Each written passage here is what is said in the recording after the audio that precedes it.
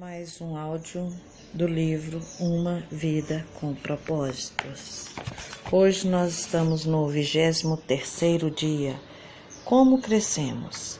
Deus quer que cresçamos em tudo como Cristo. Efésios 4:15. O propósito disposto para nós não é que continuemos como crianças. Efésios 4:14. Deus quer que você cresça. O objetivo do Pai Celestial é que você amadureça e se desenvolva as características de Jesus Cristo. Lamentavelmente, milhões de cristãos envelhecem, mas nunca crescem. Empurram numa perpétua infância espiritual, permanecendo de fraldas e sapatinhos de crochê. O motivo é que nunca pretenderam crescer. Crescimento espiritual não é algo automático. É necessário que haja um compromisso voluntário. Você deve querer crescer, decidir crescer, fazer um esforço para crescer e persistir em crescer. O discipulado, o processo de se tornar semelhante a Cristo, sempre começa com uma decisão. Jesus nos chama e nós respondemos: venha, seja meu discípulo. Jesus lhe disse. Então, Mateus levantou-se e o seguiu. Quando os primeiros discípulos escolheram seguir a Jesus, não compreendiam todas as implicações da decisão que haviam tomado. Simplesmente atenderam ao convite de Jesus. Isto é tudo de que você precisa para começar. Decidir tornar-se um discípulo. Nada molda mais sua vida que os compromissos que você escolhe fazer. Seus compromissos podem desenvolvê-lo ou destruí-lo, mas de qualquer forma serão determinantes para você. Diga-me com o que você está comprometido, e eu lhe direi aonde você estará em 20 anos. Tornamo-nos aquilo com que estamos comprometidos. É nesse estágio de comprometimento que a maioria das pessoas perde o propósito de Deus para a vida delas. Muitos têm medo de se comprometer com qualquer coisa e simplesmente ficam vagando pela vida. Outros assumem compromissos superficiais, com valores conflitantes, o que leva à frustração e à mediocridade. Outros se comprometem inteiramente com objetivos seculares, como enriquecer ou ficar famoso, e acabam desapontados e amargos. Toda escolha tem consequências eternas. Logo, é melhor que você escolha sabiamente. Pedro adverte: e assim, já que tudo ao nosso redor se derreterá, que vidas santas e piedosas nós devemos viver? A parte de Deus e a sua parte. Tornar-se semelhante a Cristo é resultado de fazer escolhas em conformidade com Ele, dependendo de seu Espírito para ajudá-lo a consumar essas escolhas. Uma vez que tenha decidido seriamente se tornar semelhante a Cristo, você deve começar a agir de maneira diferente. Você precisará se livrar de alguns procedimentos antigos, desenvolver novos hábitos e intencionalmente mudar sua forma de pensar. Esteja certo de que o Espírito Santo o ajudará nessas mudanças. A Bíblia diz: ponham em ação a salvação de vocês, com temor e tremor, pois é Deus quem efetua em vocês tanto querer quanto realizar, de acordo com a boa vontade dele.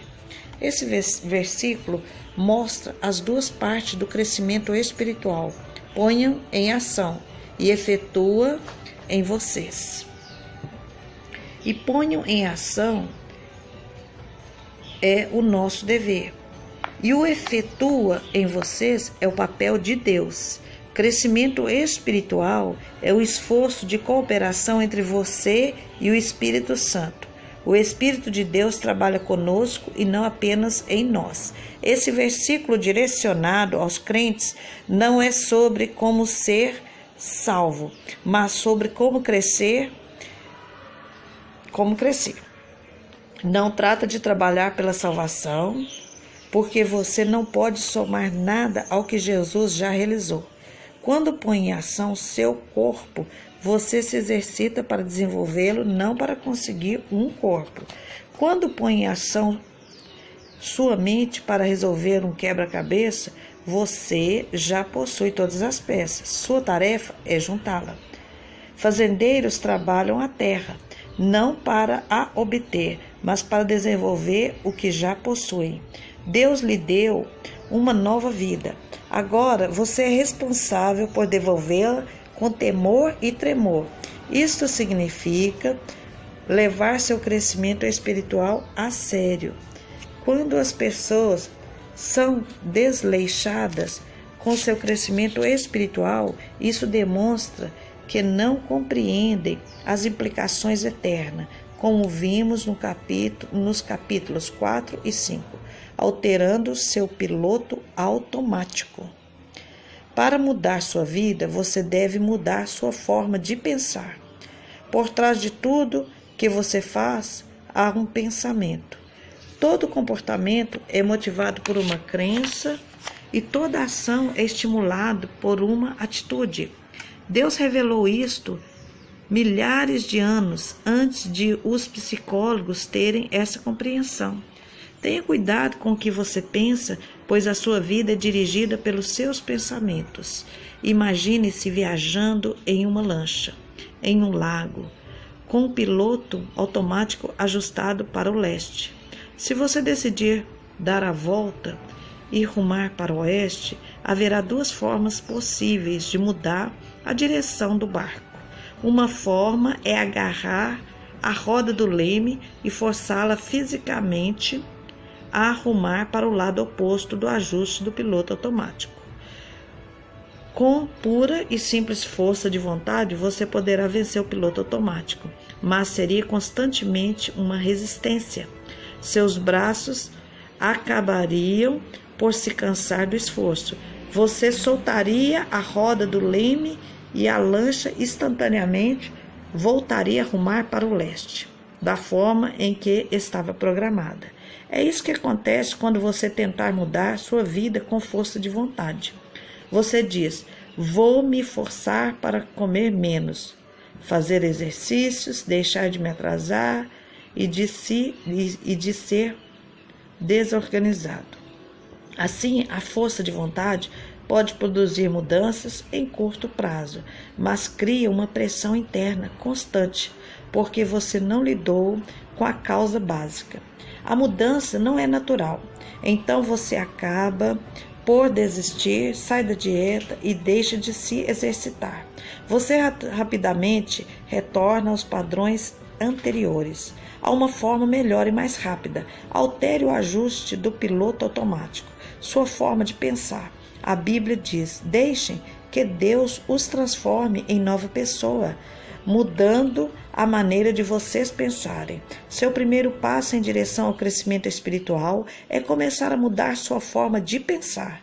Toda mudança deve ser sempre ocorrida primeiro em sua mente. Sua forma de pensar determina sua forma de sentir, e o que você sente influencia sua forma de agir. Paulo disse: deve haver uma renovação espiritual de seus pensamentos e atitudes. Para ser semelhante a Cristo, você deve desenvolver a mente de Cristo. O Novo Testamento chama esse desvio mental de arrependimento, que em grego quer dizer literalmente mudar de ideia. Você se arrepende sempre que muda a sua maneira de pensar ou adotar a forma de Deus pensar. Sobre si, sobre o pecado, sobre Deus, sobre as outras pessoas, sobre a vida, sobre seu futuro e sobre tudo mais. Você assume a perspectiva e o enfoque de Cristo. Recebemos a seguinte ordem: tenham entre vocês o mesmo modo de pensar que Cristo Jesus tinha. Isso se divide em duas partes. A primeira metade dessa alteração mental é parar de ter pensamentos imaturos, os quais são egocêntricos e egoístas. A Bíblia diz: deixem de pensar como crianças, com respeito ao mal. Sejam crianças, mas quanto ao modo de pensar, sejam adultos. Os bebês são, por natureza, completamente egoístas. Eles só pensam em si mesmos e em suas necessidades. São incapazes de dar, só conseguem receber. Isso é uma forma imatura de pensar. Infelizmente, muitas pessoas nunca crescem além desse tipo de pensamento. A Bíblia diz que o pensamento egoísta é a fonte do comportamento pecaminoso. Os que vivem segundo o próprio ego pecaminoso só pensam nas coisas que seu ego pecaminoso deseja. A segunda parte da mudança, que leva a pensar como Jesus, é começar a ter pensamentos maduros, os quais se concentram nos outros e não em você mesmo. Em seu grande capítulo sobre o que é o verdadeiro amor, Paulo conclui que pensar nos outros é a marca da maturidade. Quando eu era menino, falava como menino, pensava como menino e raciocinava como menino. Quando me tornei homem, deixei para trás as coisas de menino. Hoje, muitas pessoas presumem que a maturidade espiritual é medida pela quantidade de informação bíblica e de doutrinas que conhecem. Embora o conhecimento seja uma das dimensões da maturidade, isto não é toda a história. A vida cristã é muito mais do que credos e convicções. Ela inclui conduta e caráter. Nossos atos devem ser coerentes com a nossa fé e nossas crenças devem ser respaldadas por um comportamento cristão. O cristianismo não é uma religião ou uma filosofia, mas um relacionamento e um estilo de vida. A essência desse estilo de vida, como Jesus disse, é pensar nos outros e não em nós mesmos. A Bíblia diz: devemos pensar no bem deles e tentar ajudá-los, fazendo coisas que agradam a eles. Nem mesmo Cristo tentou agradar a si mesmo. Pensar nos outros é o cerne de se tornar semelhante a Cristo e a melhor evidência de crescimento espiritual. Esse tipo de pensamento não é natural, é contracultural, raro e árduo. Felizmente temos ajuda. Deus nos deu o seu Espírito. Por isso, não pensamos da mesma forma que as pessoas deste mundo. Alguns capítulos adiante, veremos ferramentas que o Espírito Santo usa para nos ajudar a crescer. 23º dia, pensando sobre meu propósito. Um item para reflexão. Nunca é muito tarde para começar a crescer. Um versículo para memorizar.